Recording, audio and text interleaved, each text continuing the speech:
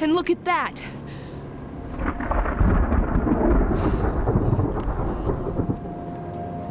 It's so gorgeous. It's so... I heard about this project through the casting director that I have a class with.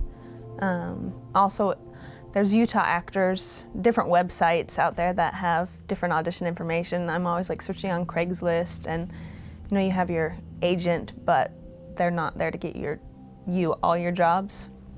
But this is interesting. It has a little bit of a different air to it. You know, I saw Midnyte and I'm like, ooh, it's like a zombie or a vampire thing, or I mean, what everybody thinks. And I don't know, it just seems interesting to me. There's some depth there that's not like this happy little comedy.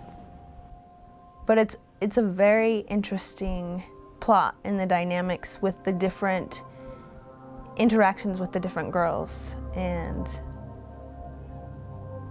how we're split up. Very different characters. I was in my first show when I was 5 years old. There was a play at the elementary school, and I auditioned, and then I had to get this waiver signed from my parents saying that I could perform in it.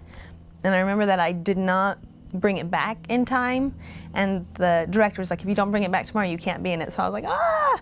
This little girl, I don't know, it's always been a passion of mine growing up through high school, and I've tried,